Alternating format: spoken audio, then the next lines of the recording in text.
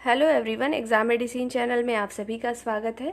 बात करेंगे Allahabad university non teaching recruitment 2024 की। इस वीडियो को स्टार्ट करें उससे पहले आप सब लोग ये बात जान लीजिए, ऐसे अभ्यर्थी जो ये देखकर इस वीडियो को देख रहे होंगे कि आपके रिज़ल्ट आ गए हैं या कोई रिज़ल्ट से अपडेट है, तो ऐसा कुछ भी नहीं है। आपका रिज़ल्ट अभी नहीं आया है, ना ही कोई नोटिस है। लेकिन आप सभी की कुछ क्वेरी थी और लगातार आप लोग कमेंट कर रहे थे, और जैसा कि मैंने पहले भी बताया है कि मैं आपको 5 से 6 दिन में जो भी आपकी क्वेरी रहेगी उससे रिलेटेड और कोई जो भी अपडेट होगी उससे रिलेटेड वीडियो ज़रूर दूंगी। तो वो ऐसे ही अभ्यर्थी के लिए है, और जो इसके बारे में नहीं जानना चाहते हैं इसको स्किप करिए और आप अपना काम कर सकते हैं जो भी आप पढ़ाई कर रहे हो। आइए बात करते हैं एक एक चीज़ों पर। सबसे पहले एक बात तो समझ लीजिएगा आप लोग कि जो आपका एमटीएस रिजल्ट है और एमटीएस स्पेशल पोस्ट, इसको लेकर आप लोगों ने मुझे लगातार कई बार से कमेंट कर रहे हैं कि क्या ऐसा है कि जो एमटीएस स्पेशल पोस्ट है उसका स्किल टेस्ट या इंटरव्यू होगा, फिर दोनों का मतलब जो एमटीएस रिटर्न हुआ है फिर दोनों का कंबाइंड रिजल्ट आएगा। ये जानकारी तो मुझे भी नहीं है, लेकिन ये आप लोग ही मुझे बताते रहते हैं कि ऐसा है, किसी ने आपको बताया। जिसने भी आपको बताया आपको कैसे पता? मैंने कई बार बताया है ना कि जो भी अथॉरिटी होती है जिसके अंतर्गत सारे काम होते हैं वो ऐसे ही नई न्यूज़ वायरल कर देती कि आपने फ़ोन किया और आपको बता दिया जाए तुरंत। आप इस चीज़ को अच्छे से समझ पा रहे होंगे, इतने भी छोटे नहीं है कि आप इस चीज़ को ना समझें। तो अगर आपका एग्ज़ाम का जो रिज़ल्ट है वो आना होगा तो वो डायरेक्ट आ जाएगा। और जो इसके लिए परेशान है कि एग्ज़ाम मेरा कैंसिल हो गया है, हर एक दिन एक तो ज़रूर आपके कमेंट आते हैं कि एग्ज़ाम कैंसिल हो गया है। किसी एग्ज़ाम का रिज़ल्ट देर से आने का मतलब तो पहली बात तो ये नहीं होता कि वो कैंसिल हो गया है। अगर मानो कि कैंसिल हो भी गया है तो ये किसी को भी अभी एग्जैक्ट नहीं पता है। ये जैसे होता है ना कि आप इंतज़ार करते रहिए और फिर कुछ लोग उसी में लाभ उठा लेते हैं ना, बहती गंगा में हाथ धोने वाली बात वही चीज़ है कि जान ही रहे हैं स्टूडेंट परेशान है तो लाओ मैं बता देता हूँ कि कैंसिल हो गया है। आप उसमें परेशान, अपना जो पढ़ाई कर रहे थे उसको छोड़ के परेशान हो गए कि अब कैंसिल हो गया, अब क्या होगा। फिर थोड़ी देर बाद आपको किसी ने सूचना दे दी कि आपका एमटीएस का रिज़ल्ट और जो है स्पेशल पोस्ट का रिज़ल्ट दोनों साथ में आने वाला है। फिर आप इस बात से परेशान हो गए कि अब तो और देर होगा। आपको अपने से आप परेशान हैं। आप लोग किसी की भी न्यूज़ सुन के क्यों परेशान हैं? जब भी कुछ होगा आपको ऑफिशियल वेबसाइट पर ही आएगा। अगर आप वहाँ नहीं भी देख पाते हैं तो मैं तो आपको चैनल के माध्यम से खुद ही सूचित करूँगी ही कि क्या चीज़ें हैं। बस कुल मिला के कहना ये है, इसको लेके आप लोग परेशान मत होइए कि आपके जो है रिज़ल्ट कैंसिल हो गए हैं, दोबारा एग्ज़ाम होगा, नहीं होगा। जो भी कुछ होगा वो आपके सामने आएगा। और जो लोग कुछ ऐसे भी हैं एग्जैक्ट डेट पूछते हैं कि मैम बताइए रिज़ल्ट कब आ जाएगा। आपको क्या लगता है कि मुझे पता है क्या कि कल रिज़ल्ट आ जाएगा? और कल रिज़ल्ट आएगा कि नहीं आएगा इसकी कोई पॉसिबिलिटी नहीं होती। एग्जैक्ट डेट किसी को किसी चीज़ का नहीं पता होता है। आप चैनल से जुड़े हैं और एक मेरा भी दायित्व है कि जो चैनल से जुड़े हैं और उनको चीज़ें चाहिए, न्यू अपडेट चाहिए, तो अथेंटिक कुछ होना चाहिए तभी आपको बताई जाए। तो एग्जैक्ट ही मैंने आपको कभी कोई डेट नहीं बताई कि इसी डेट पर आएगा।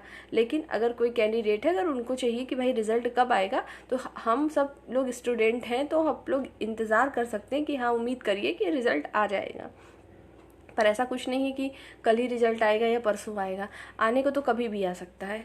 और रही बात ये जो कैंसिल का आप लोग बताते हैं, और एक और मुद्दा आया है आप लोगों की तरफ से ही कि जो मृतक आश्रित कोटे होते हैं उसको लेके कोई प्रॉब्लम है, कोई केस चल रहा है, इसलिए अब ये नहीं समझ में आता आप लोग को ये सब जानकारी मिल कहाँ से जाती है कि केस चल रहा है। मैं गया, मैंने पूछा तो मुझे पता चला।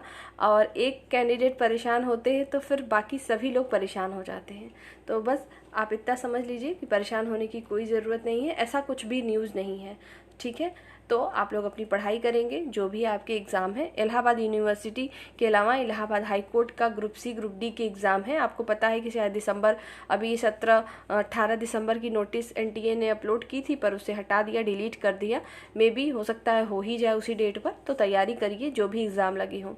बाकी जब भी रिज़ल्ट आएगा तो मैं खुद ही आपको बताऊंगी। एक बात और समझ लीजिए, किसी चीज़ का देर होने का मतलब ये नहीं होता कि वो कैंसिल हो गई। कई कारण हो सकते हैं, मुझे आपको क्या पता कि क्या कारण है, ठीक है। और एक बात और है, जैसे कि कुछ होते हैं अभ्यर्थी जो कहते हैं जैसे वहाँ का कोई एम्प्लॉई है, आपको क्या लगता है कि कोई अथॉरिटी होती है, वहाँ का कोई भी एम्प्लॉई है तो उसको इन्फॉर्मेशन दी जाएगी कि वहाँ पे क्या चीज़ें हो रही हैं।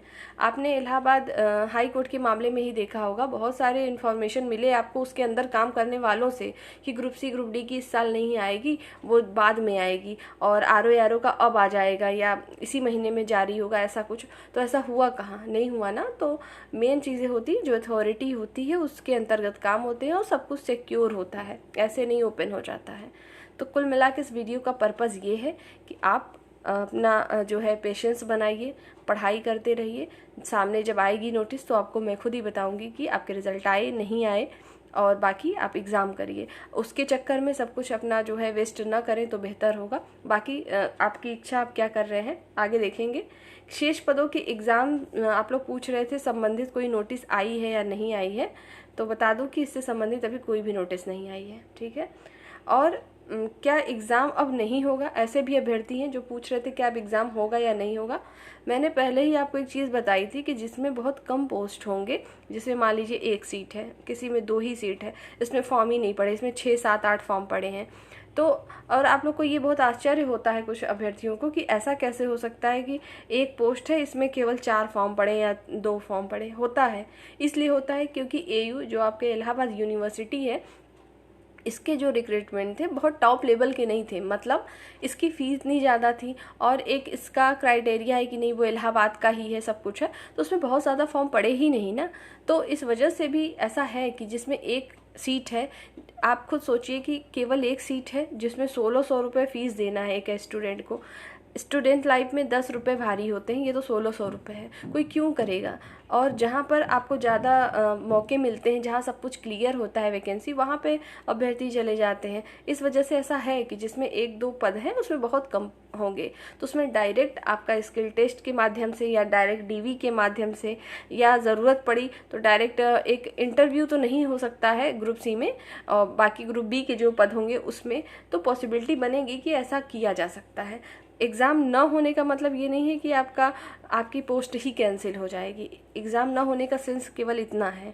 और रही बात जो आपके पोस्ट ज़्यादा है, उसमें अभी पॉसिबिलिटी है आपके एग्ज़ाम की। जैसे आपका मैकेनिक वाला जो पोस्ट है, पिछली बार जो आपके computer operator, data entry operator, ये सभी थे, सब में लिखित परीक्षा हुई थी, फिर स्किल टेस्ट हुआ था। तो इस बार भी इन सब की पॉसिबिलिटी इसलिए कम है क्योंकि अभी तक इन्होंने एग्ज़ाम नहीं कराया, लेकिन इनके स्किल टेस्ट तो होंगे ही, ठीक है।